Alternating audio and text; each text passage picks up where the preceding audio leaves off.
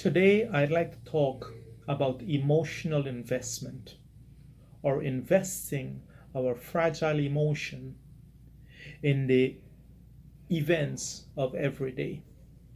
Emotions which many of you who I have counseled over the past few months have oftentimes invested so heavily in that you pay a consequence in your own health and your well being.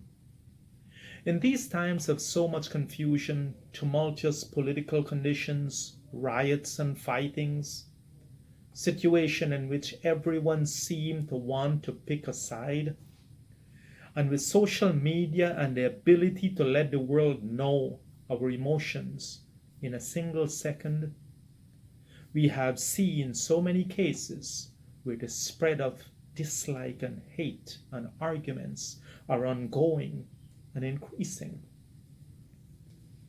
If we examine this, we will find that it is simply because more people are spending more time listening, reading, and sharing information, and sometimes false information, which leads to these divisions and boisterous disagreements. But these only happen because we as emotional beings have chosen to invest emotionally in the sides of the arguments, disagreements, and divisions. Now, why would we choose to invest emotionally in something that is most times beyond our control? Seems silly. It is like complaining and getting upset because it is raining outside, something which we can all agree that we have no control over. It is like complaining that the sun is going down at the end of the day and getting emotionally upset because the sun is going down, even though there is nothing we can do about it. It is like having a little kid's temper tantrum because it is too cold outside or too hot outside. Yes, we all have opinions, and now we do have the easy access to forums like Facebook, Twitter, Instagram, and many others to shout out our self-righteous opinions to the world.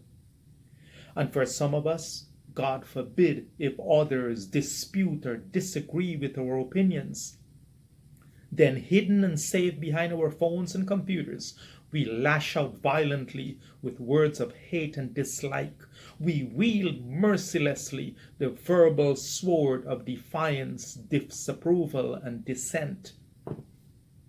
Many of our teachers and spiritual teachings, like Bhagavad Gita, tells us about having a mind of equanimity, that is, a balanced state of thinking. As in, you don't like me? Good. You like me? Good. You agree with my opinion? Good. You disagree with my opinion? Good. You like my political affiliations? Good. You do not like my political affiliations? Good. You say good things about me? Good. You say bad things about me? Good too. It has no effect upon me.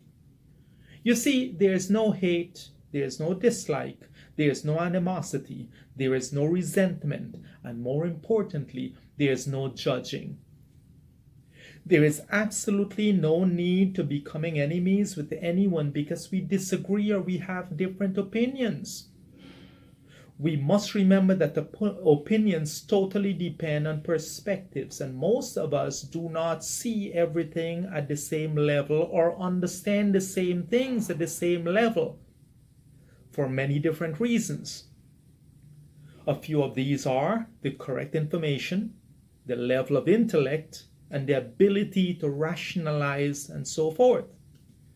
We do not have to be enemies because we disagree, because the person who makes an enemy of everyone who has disagreed with him in the past, who disagrees with him now, or who he will disagree with in the future, is destined to live a lonely, miserable, and bitter existence.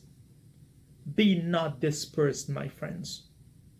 This kind of behavior just shows a lack of emotional intelligence and exposes our crude, primitive thinking. For intelligent people, There is no need for that kind of emotional involvement. Too many of us have become too emotionally invested in these types of arguments.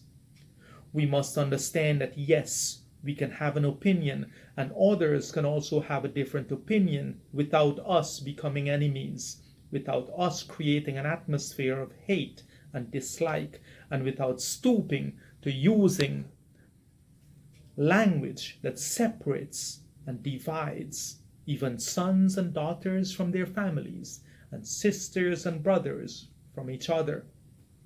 Furthermore, God has not given any of us the authority to pass judgment on another, so we must stop judging.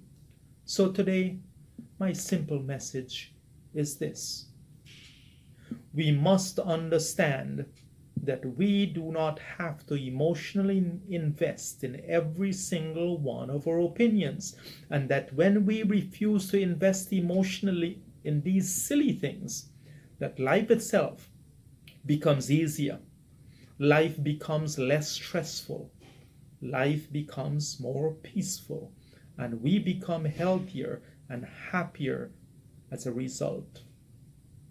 Om.